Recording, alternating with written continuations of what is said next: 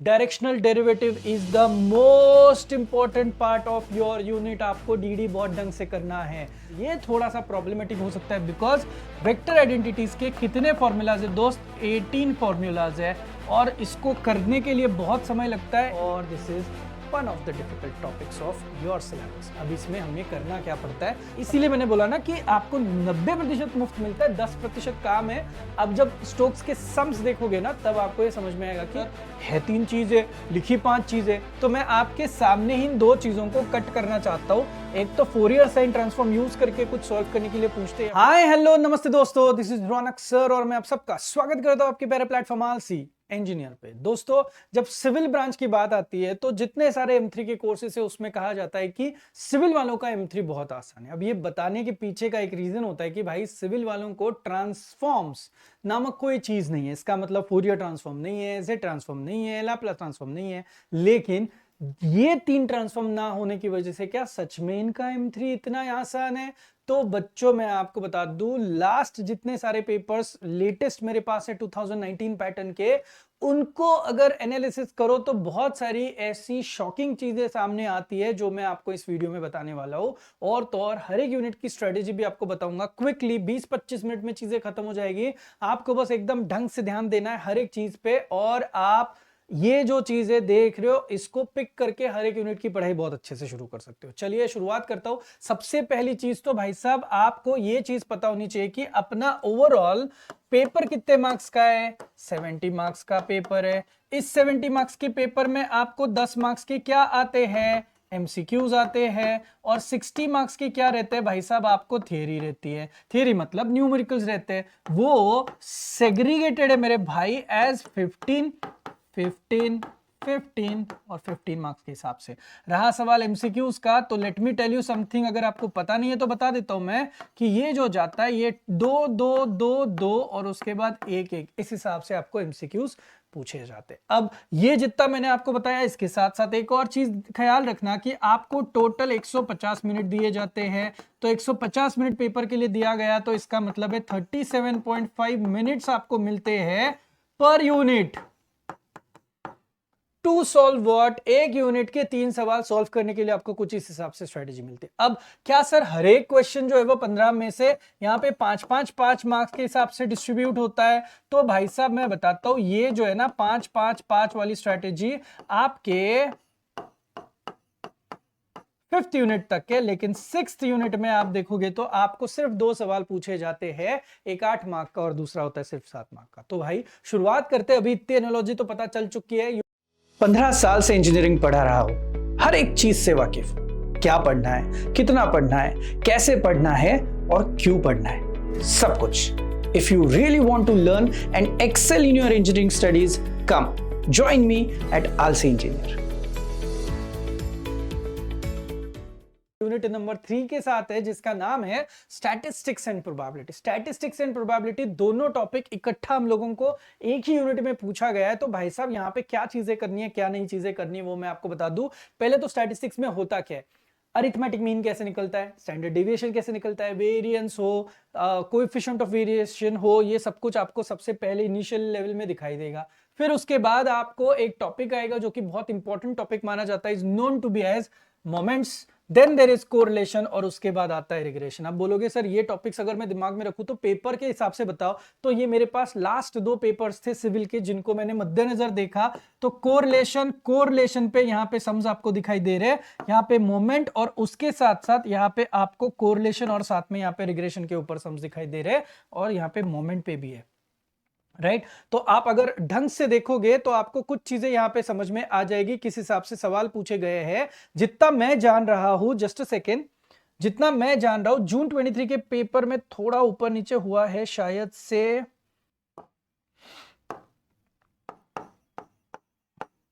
यहां पे रिग्रेशन है भाई साहब, उसके बाद पॉइजन पूछा हुआ है and normal, I am sorry. चलो अब ये आपका पूरा जून 23 का पेपर भी सामने रखा हुआ है और उसके साथ साथ आपको जो पेपर दिखाई दे रहा है वो मैंने यहाँ पे रखा हुआ है, जस्ट अ सेकेंड। हाँ, तो इस तरीके से सवाल पूछे। अब देखो मैं आपको इतनी सारी चीजों में से बहुत बेस्ट वाली चीजें बताता हूं। यहाँ पे आपको 3 टॉपिक्स है जो कि इंपॉर्टेंट माने जाते हैं, मोमेंट है, कोरिलेशन है और उसके साथ है रिग्रेशन। प्रोबेबिलिटी वाले में देखोगे तो एक आता है बेसिक। अब ये बेसिक का इश्यू मैं बताता हूं, बेसिक के एक्चुअली बहुत सारे टाइप्स निकलते हैं। जैसे कि एक आपकी स्टैंडर्ड बेसिक प्रोबेबिलिटी रहती है, तो यहाँ पे बेसिक्स ऑफ प्रोबेबिलिटी रहेंगे, प्रॉपर्टीज रहेंगे, सारी चीजें रहेंगी। लेकिन उसके बाद आता है भाई साहब आपका टोटल प्रोबेबिलिटी, उसके बाद है इसमें कंडीशनल प्रोबेबिलिटी, उसके बाद यहाँ पे आता है आपका बेस थ्योरम, उसके बाद आप बोलोगे तो यहाँ पे मैं ले लूँ आपका एक्सपेक्टेशन वाला टाइप, उसके बाद मैं ले लूँ सीडीएफ पीडीएफ, यानी कि आप पागल हो जाओगे ये सारी चीजें करते करते। तो मैं आपको एक शॉर्टकट दे देता हूं, बढ़िया सा शॉर्टकट मैं आपको बता दूं तो आपको बेसिकली सिर्फ ये 4 लोग करने हैं, बाइनोमियल, पॉइजंस, नॉर्मल और किसी भी तरीके से का स्क्वायर को आपको ढंग से करना है। All of them are nothing but probability distributions. इसका हमें फायदा क्या है, मार्किंग करके बताता हूं मैं आपको, मतलब अपने में झगड़ा नहीं होगा। ये देखो कोई भी पेपर आपका हो तो आपको इधर के 10 मार्क्स या फिर इधर के 10 मार्क्स आपके सिक्योर्ड है। कोई भी पेपर आपका हो तो इधर के 10 मार्क्स और यहां के आपके अब 5 मार्क्स जो है वो यहां पे क्लियरली आपके जेब में। अब बोलोगे सर ये जो अगर हम लोग 10 मार्क्स लेके आ रहे हैं तो देखो ये प्रोबेबिलिटी आपको 10 दे रही है, फिर बचे कितने 5 मार्क का सवाल। ये 5 मार्क के लिए आपको बस ये 3 कॉन्सेप्ट्स जो है वो पता होने चाहिए। अब इन 3 कॉन्सेप्ट्स में भी मोमेंट के बारे में मैं आपको बता दूं तो भाई 2 टाइप होते हैं, एक को बोला जाता है रॉ मोमेंट और जो दूसरा टाइप है उसको कहा जाता है सेंट्रल मोमेंट। अब रॉ मोमेंट को μ1 डैश, μ2 डैश, μ3 डैश, μ4 डैश के हिसाब से दिखाया जाता है। सेंट्रल मोमेंट्स को μ1, μ2, μ3 और μ4 के हिसाब से दिखाया जाता है। हैविंग सेड दिस, यहाँ पे आपको कुछ स्क्यूनेस नाम की एक कॉन्सेप्ट है उसके ऊपर काम करना है और उसके साथ साथ आपको इसमें एक और कॉन्सेप्ट है जिससे हम लोग कहते हैं कुर्तोसिस, राइट। अब मोस्टली क्या होता है रॉ मोमेंट, देखो रॉ मटेरियल आपको दिया है तभी तो जाके आपका फाइनल प्रोडक्ट बनेगा, तो आपको यहाँ पे रॉ मटेरियल आपको दिया जाता है यानी कि रॉ मोमेंट्स दिए जाते हैं और आपको क्या फाइंड करना होता है सेंट्रल मोमेंट। अब ये करते हुए बहुत बार इसी तरीके का सम आता है क्या, तो नहीं। मोस्टली अगर ये सम आया तो एक और सम का टाइप भी आता है जहां पे आपको एक टेबल दिया जाता है और उस टेबल में एक्स और एफ लिखा जाता है। इसका मतलब है क्या आपको यहाँ पे रॉ मोमेंट्स दिए हैं, नहीं, रॉ मोमेंट आपको खुद लाने हैं, मार्क्स उतने ही। अपने लिए ये बेस्ट है कि भाई आप रॉ मोमेंट दो, हम लोग सेंट्रल मोमेंट निकालेंगे, लेकिन कभी कभी टेबल दिया है तो टेबल से पहले रॉ मोमेंट उसके बाद सेंट्रल मोमेंट, ये 2 टाइप आपको यहाँ पे ध्यान रखे करने। उसके बाद है कोरिलेशन, कोई भी 2 वेरिएबल्स के ऊपर कंपैरिजन किया जाता है और उसका जो आर का आंसर आता है वो हमेशा -1 से लेके 1 के बीच में ही होना चाहिए। अब -1 से लेके 1 के बीच की जब अपन बात करते हैं तो हमेशा समझ लो अगर आपने कैलकुलेशन किए कितने फॉर्मूलाज करने पड़ते हैं भाई, अपने को यहाँ पे 6 फॉर्मूलाज करने पड़ते हैं। 6 फॉर्मूलाज करोगे तो आपकी जेब में आएगा कोरिलेशन वाला टॉपिक। और मेरे भाई अगर आर की वैल्यू 2.73 वगैरह आई तो समझ लो आप गलत हो, क्योंकि रेंज ही दी है ना -1 से लेके 1 के बीच में।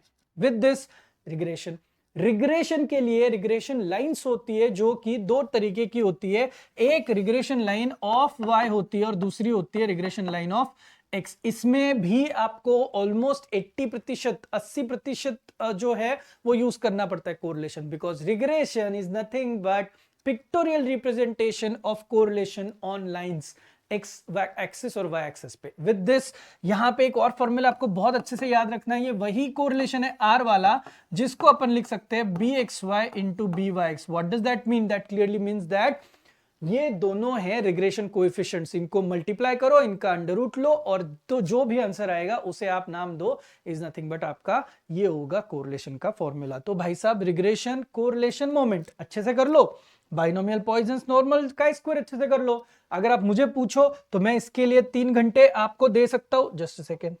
अगर आप मुझे पूछो तो मैं इसके लिए आपको 3 आवर्स डेडिकेट करने के लिए बोल सकता हूं और ये 3 चीजों के लिए मैं 3 आवर्स आपको बोल सकता हूं। मतलब आप मुझे ओवरऑल अगर चॉइस दो तो आई कैन से दैट कि ये पूरा का पूरा अगर आपको यूनिट अच्छे से करना है तो it will almost take 6 hours for you, जिसमें आप खत्म कर सकते हो सारी चीजें। कुछ सम्स आपको सॉल्व करके देखने, क्योंकि यहाँ पे सब जगह पे कैल्सी बहुत बड़ा रोल प्ले करता है और आपके फॉर्मूला की स्टार्टिंग अगर नहीं आई ना तो आप पूरा का पूरा सम पता होने के बावजूद भी कर नहीं पाओगे। और तो और जितना नोट्स पीडीएफ में दिया है उतना करके जाओ, बहुत ज्यादा एक्स्ट्रा करने की आपको जरूरत नहीं पड़ेगी। जिन्होंने कोर्स लिया उनके लिए, और जिन्होंने कोर्स नहीं लिया जो यूट्यूब पे देखने वाले हैं उनको मैं बता रहा हूं कि आप लोग आपके बुक्स में जितने सम्स दिए जाते हैं उनको प्रैक्टिस करो, जो लेटेस्ट पीवाईक्यू रहेंगे उन पे ज्यादा फोकस करो 2019 पैटर्न के हिसाब से, ठीक है। यूनिट नंबर 4 के लिए शुरुआत करते हैं। नाम आप देख सकते हो यार, यूनिट नंबर 4 का नाम है वेक्टर डिफरेंशिएशन। वेक्टर डिफरेंशिएशन अलग से पूछा जाता है और वेक्टर इंटीग्रेशन एक अलग से यूनिट है। इसका मतलब है वेक्टर डिफरेंशिएशन पूरे 15 मार्क के लिए और उसका एमसीक्यू 2 या 3 मार्क का, यानी कि 18 मार्क के लिए ऑलमोस्ट आपको पूछा जाएगा। क्या क्या करना है यार, पहले तो वेक्टर्स के बेसिक्स पता होने चाहिए। X axis, y axis, z axis क्या होता है वो पता होना चाहिए। डॉट प्रोडक्ट क्या होता है, क्रॉस प्रोडक्ट क्या होता है ये समझ लो। फिर इस वेक्टर डिफरेंशिएशन के इंट्रो में आप लोगों को 3 चीजें करनी पड़ती है। एक होता है पोजीशन वेक्टर आर बार, दूसरा होता है D r bar by D T जिसे कहा जाता है टेंजेंट वेक्टर या फिर वेलोसिटी वेक्टर, और एक होता है D square are bar by D T square जिसे कहा जाता है एक्सेलरेशन वेक्टर। इसके बेसिक्स वेक्टर डिफरेंशिएशन के इंट्रो में दिए हुए हैं। उसके बाद आपको करना पड़ता है सबसे बड़ा प्लेयर जिसका नाम है डीडी, जिसका फॉर्मूला है del phi dot a cap. मैं वापस आपको बता रहा हूं, आपको del phi dot a cap और कभी कभी एंगल फाइंड करने के सम जब पूछे जाएंगे तब आपको डायरेक्शनल डेरिवेटिव की कॉन्सेप्ट से ही जाना पड़ेगा। I repeat, directional derivative is the most important part of your unit. आपको डीडी बहुत ढंग से करना है। आप इसको करोगे तो आप देखोगे आपके पेपर का जितना भी पैच है उसमें डीडी कहीं ना कहीं दोनों क्वेश्चंस में पूछा जाता है। ये जो आपको कॉन्सेप्ट दिखी ये आपको इंट्रो वाले पार्ट में दिखाई देती है, ये आपको 2 जगह पे क्लियरली दिखाई दे रही होगी। आया समझ में? अब 2 चीजें मैंने आपको बता दी, उसके साथ साथ डीडी के सम्स अच्छे से करना दोस्तों, समझ लो बहुत प्यार से सिखाया मैंने। उसके साथ आपको नेक्स्ट जाना है वेक्टर आइडेंटिटीज। ये थोड़ा सा प्रॉब्लमेटिक हो सकता है बिकॉज वेक्टर आइडेंटिटीज के कितने फॉर्मूलाज है दोस्त, 18 फॉर्मूलाज है और इसको करने के लिए बहुत समय लगता है। इसके एक्चुअली अगर आप मेरे कोर्स के हिसाब से जाओगे तो मैंने 2 अलग अलग पीडीएफ बनाई है, क्योंकि ये 2 नहीं 3 बनाई है मैंने। बहुत सारे सम्स दिए हुए हैं प्रैक्टिस करने के लिए, बिकॉज ये जरूरी है कॉन्सेप्ट्स आपके समझ में आ जाए। अब वेक्टर आइडेंटिटीज को कहीं पे हम लोग स्किप कर सकते हैं क्या? तो देखो जून 23 के पेपर में लकीली ऐसे हुआ था कि वेक्टर आइडेंटिटीज की जरूरत नहीं पड़ी थी, लेकिन इन जनरल मुझे पूछोगे तो यूनिट में है ही 3-4 प्लेयर जो कि बड़े बड़े, तो आपको वेक्टर आइडेंटिटीज करके जाना होगा। भले ही आप 15 सम्स में से आपको 10 समझ में आए, 11 समझ में आए, कोई बात नहीं, लेकिन जितना आप समझ सकते हो उतना आप करके जाओ, बिकॉज बहुत जरूरी है वेक्टर आइडेंटिटीज वाला पार्ट आपको आए। मोस्टली वेक्टर आइडेंटिटीज में ऐसा हो सकता है कि आपको एनी वन पूछे, 2 दिए जाते हैं उसमें से कोई एक आपको सॉल्व करना, ऐसे कुछ आ सकता है। तो आपका थोड़ा सा फायदा यहाँ पे इन वेक्टर आइडेंटिटीज के केस में हो सकता है। तो भाई साहब वेक्टर आइडेंटिटीज ढंग से करना है, 18 फॉर्मूलाज आपको डील करने पड़ते हैं, इसीलिए थोड़ा सा ये एक्स्ट्रा समय लेता है, ये तो आप समझ लो। उसके बाद सबसे कम समय में होने वाला इंसान है इरोटेशनल। 45 मिनट्स में आप इसको खत्म कर सकते हो।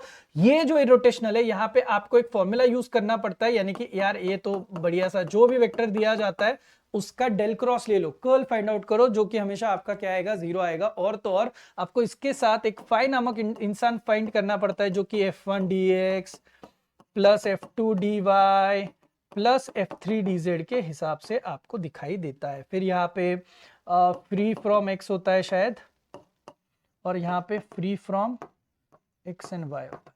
तो ये कुछ इस तरीके से आपको फाइंड करना पड़ता है। तो ये दैट्स ऑल भाई, आपका देखो सब कुछ, मतलब आप मुझे पूछोगे तो इरोटेशनल दोनों जगह पे कवर हो रहा है, राइट। आइडेंटिटीज का मैंने आपको बताया किस तरीके से वर्कआउट करना है, तो ये इस तरीके से आपको इस यूनिट के लिए डील करना है। ओवरऑल पूरा का पूरा यूनिट के लिए अगर आप जाओगे तो मुझे लगता है नॉट मोर देन 6 आवर्स। तो 6 आवर्स तक के आप इसको डील कर सकते हो। तो 6 आवर्स में चीजें खत्म होने के पूरे चांसेस है। बहुत ढंग से 1 स्ट्रोक बैठो तो ये खत्म हो जाएगा। यूनिट नंबर 4 के बाद चलिए जाते आगे बढ़ते यूनिट नंबर 5 के लिए। वेक्टर डिफरेंशिएशन अगर यूनिट नंबर 4 था तो यूनिट नंबर 5 हमें दे रहा है वेक्टर इंटीग्रेशन, और this is one of the difficult topics of your syllabus. अब इसमें हमें करना क्या पड़ता है, सबसे पहले तो मैं बताता हूं आपको, ये कंपलसरी करना पड़ेगा, नाम है लाइन इंटीग्रल। इसके 2 पार्ट्स मैंने बनाए हुए हैं। मैं हमेशा कहता हूं पार्ट 1 पार्ट टू पहले समझ लेते हैं। जिनको नहीं भी पता है तो सर्कल और एलिप्स में कन्वर्जेंस जो होते हैं ना, ये पार्ट आपको बहुत जरूरी है, कंपलसरी करना ही है। अब पार्ट 1 में क्या क्या है सर? कुछ नहीं यार, पार्ट 1 तो आपका मतलब स्ट्रेट लाइन वाला है, फिर उसके बाद पैराबोला वाला होगा यहाँ पे, फिर यहाँ पे अननोन पाथ भी हो सकता है। तो ये सारे टाइप्स जो है वो आपके यहाँ पे आ जाते हैं, तो कोई दिक्कत नहीं है। पार्ट 1 पार्ट 2 दोनों आपको ढंग से करने होंगे। Once you are done with part 1 and part 2, line integral जिसका सही होगा, इसमें ना आपको एक रिडक्शन फॉर्मूला करके कॉन्सेप्ट भी लगती है, जिसका जितना जितना लग रहा है वो सारा रिडक्शन फॉर्मूला का मैंने कॉन्सेप्ट जो है वो ऑलरेडी सिखाया हुआ है। तो ज्यादा यहाँ पे लोड मत लो, जितना नोट्स में है उतना ही करके जाओ, एक्स्ट्रा करने की जरूरत नहीं है। और जिनके पास नोट्स नहीं है, अपने जिन्होंने कोर्स नहीं लिया, उनको बताता हूं, आप लेटेस्ट पेपर्स के ऊपर थोड़ा सा ध्यान दो कि क्या आता है, किस हिसाब से 5 मार्क के लिए आता है। तो वो जब समझेगा ना, तब आपका काम बनेगा भाई। अब विद दिस लाइन इंटीग्रल जब आप करते हो, तो मैं हमेशा कहता हूं कि if you are doing line integral,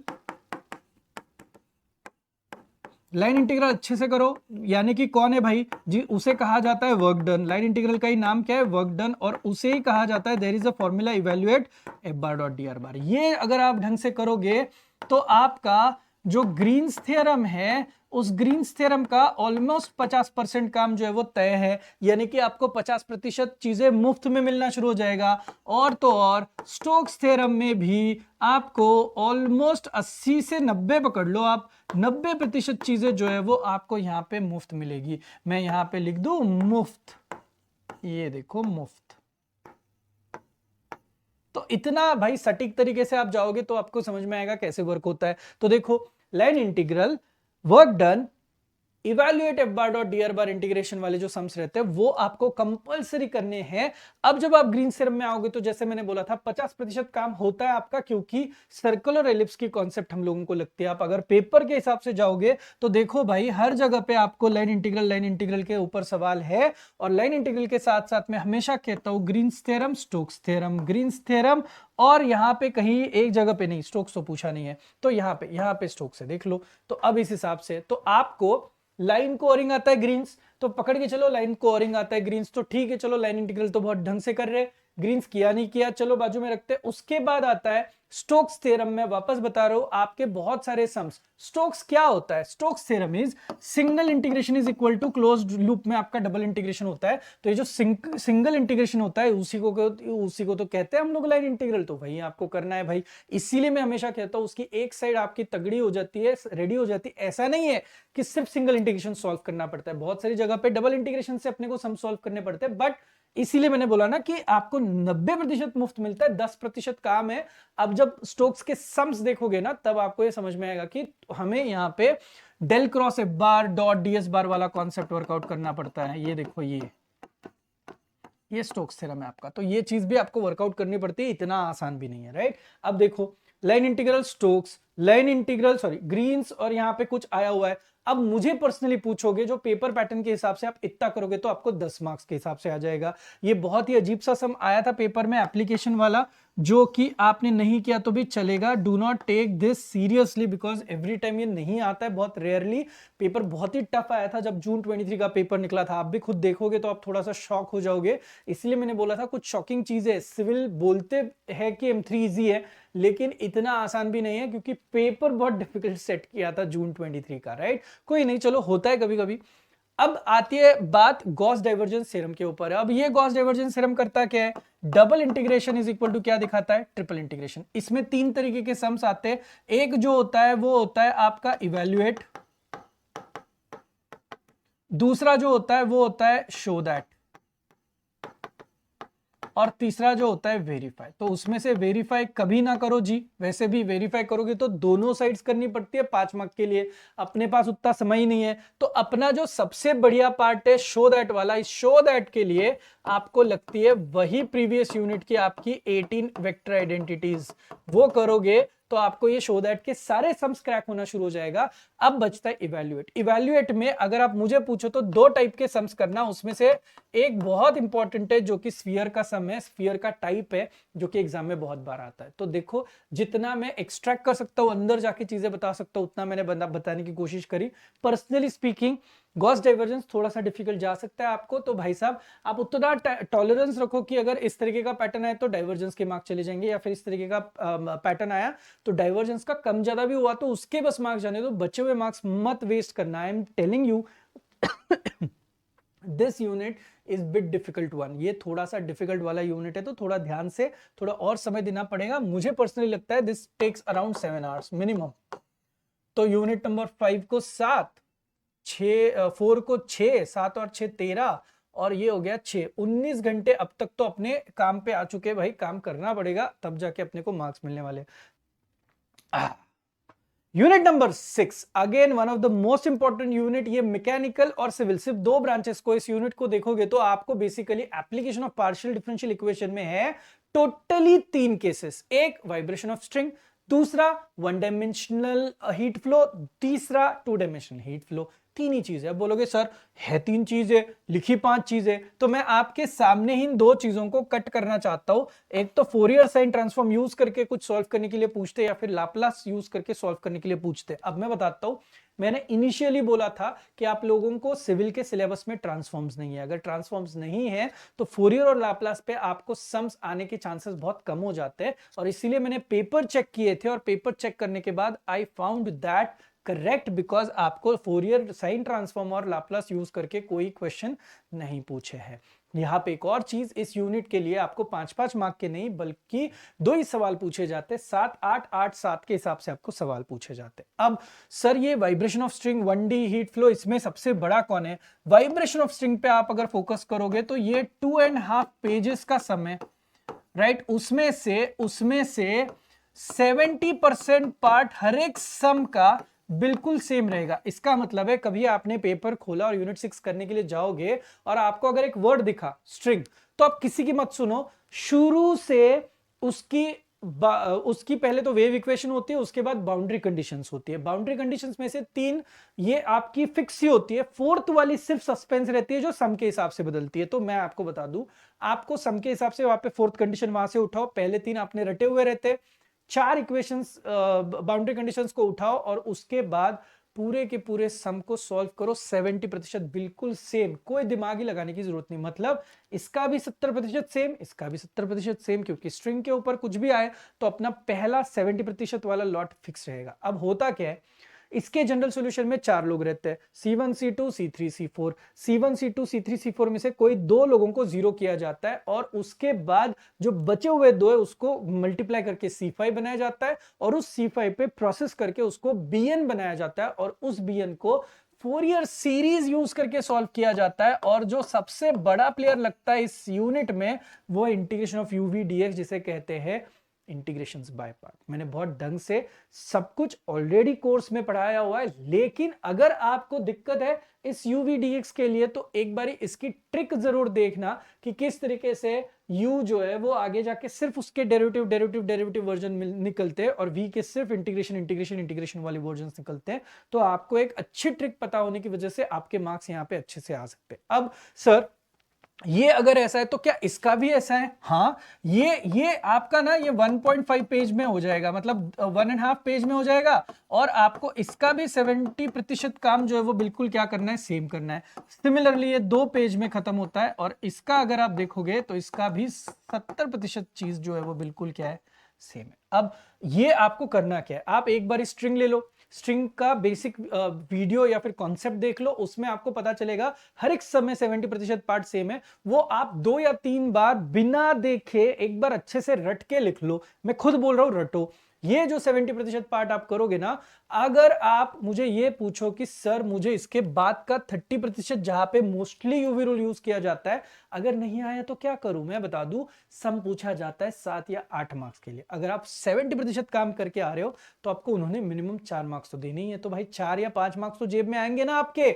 तो आपको ज्यादा कुछ एफर्ट्स ना लेते हुए इनको रटना है, इनकी कॉन्सेप्ट ढंग से करनी है, कैसे कैसे इसके पैचेस में आप इसको रट सकते हो, या फिर आप दोस्तों में मिलके इसको बैठो फटाफट कि भाई तेरे को आता है बता दे, या फिर लिख के बता मेरे को आता है मैं बता के लिख के देता हूं। मैंने जब नोट्स में लिखा है तो स्टेप वाइज दिया था कि ये स्टेप के बाद ये करो, ये स्टेप के बाद ये करो, ये 0 होता है, ये 0 होता है। इस तरीके से आप भी अपनी अपनी स्टेप्स इसको लगा के इसको ढंग से कर सकते हो। अब पेपर देख लो यार, ये 2D 1D पता कैसे चलता है? देखो, अगर ये 1D हीट फ्लो पता चलता है जब वो बोलेंगे कि देयर इज अ रॉड या फिर देयर इज अ बार, और यहाँ पे जब प्लेट बोला जाएगा तब आपको पता चलेगा कि ये 2D हीट फ्लो वाला सम है। तो देखो सब कुछ कवर होता है, string 1D, string 2D, string 1D, string 2D। इसका मतलब है आप देख सकते हो सबसे पावरफुल प्लेयर यहाँ पे जो है वो है स्ट्रिंग वाला। सिविल के बच्चों आपको वाइब्रेशन ऑफ स्ट्रिंग वाला सम कंपलसरी आएगा। तो आप प्लीज, है ही कितने लोग यार, 3, कोई भी 2 इधर और 2 इधर आएंगे तो कोई एक रिपीट तो होना ही है। तो आप देख लो आपके पैटर्न के हिसाब से मैंने ये बताया होगा, इसको बहुत अच्छे से रटो, ज्यादा मुश्किल नहीं है। ये आप देखो 4 घंटे में हो सकता है, लेकिन फिर भी मैं इसको 5 घंटे दे देता हूं। तो आप खुद देख लो, टोटल थोड़ी देर पहले 19 आवर्स हो चुके थे, 19 आवर्स हो चुके थे, प्लस 5 करो, 24 आवर्स की पढ़ाई आपको लगेगी, 24 आवर्स की पढ़ाई, एंड बुम, आप बहुत अच्छे मार्क्स लेके आ सकते हो और स्कोरिंग वाले मार्क्स लेके आ सकते हो अगर आपको स्ट्रेटेजी समझ में आई है तो। क्या यूनिट 6 समझ में आया है आपको? आई एम श्योर समझ में आया होगा। यूनिट 3, यूनिट 4, यूनिट 5, यूनिट 6 सब कुछ आपको ढंग से समझ में आया होगा। ये मैं पकड़ के चलता हूं, स्ट्रेटेजी को लो और अपनी पढ़ाई शुरू करो, कम समय में ज्यादा से ज्यादा मार्क्स लेके आओ। चलिए मिलते हैं नेक्स्ट वीडियो के लिए, तब तक के लिए थैंक यू सो मच।